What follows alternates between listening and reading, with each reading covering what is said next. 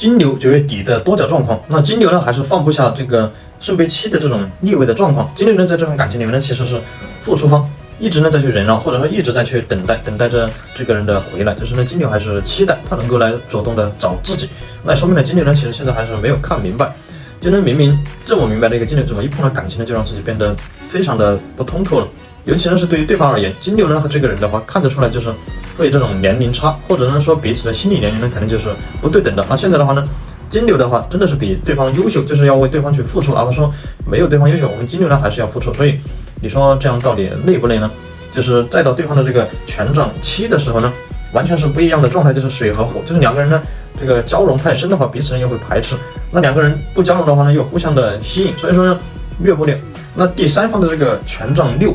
其实呢，他们两个人呢，我觉得目前而言的话，还是会有行动力的。那这个人呢，他把曾经来对金牛的这个心意，或者说对金牛的这种主动感，去抛向了第三方。而现在呢，精力其实是不在金牛身上，权杖6呢，就是在这个马背上，非常的开心，很快的，就是一个胜利者，也说明了他们可能更多是在一个热恋期。所以这样的话呢，对于金牛好像就是被这个人所辜负了，或者说呢被这个人伤害。金牛呢，现在这个宝剑3，很显然就是被这种三方关系的一种重伤，就是一种停留。因为呢，金牛走不出来，所以总是让自己反复的去受伤。可能呢，哪一天把自己虐得已经遍体鳞伤了，已经没有办法再去感受到痛苦了。可能金牛呢，才能真正的去释然，去放下。所以现在金牛不管去做什么，不管去说什么，那对方的这个宝剑1的话呢，就哪怕说他再给金牛一个答案，或者说哪怕他再去告诉金牛，给金牛一个承诺，那他其实也很难再去按照他的承诺去做了。而且说明了这个人呢，他真的会有一种就是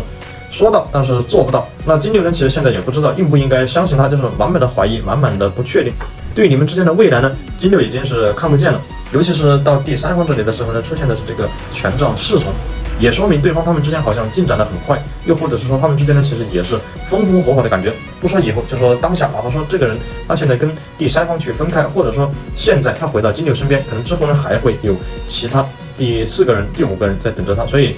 金牛到底要在这个感情里面去消耗到什么时候呢？再到金牛这里的世界逆位，很显然呢，金牛这一次呢其实也放不下，明明知道，但是呢又没有什么办法去按照自己的那份心意去做，所以金牛呢还是会心软，还是会有一点做不到，很洒脱的放下，不管是说自己心里面的不甘也好，还是说对于这个人的感情也好，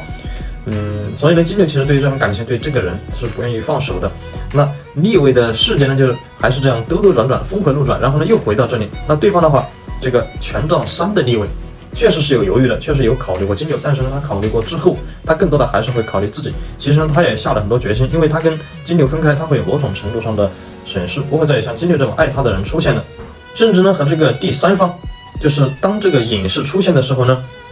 有一种秘密恋情的这种感觉，或者说本来不应该去公开的感情呢被公开了。那这样的话呢，也说明了金牛可能是已经知道了，或者说已经被这种感情呢伤得很深，哪怕就是我再想去装不明白，可能我也没有办法，自己就骗自己了。所以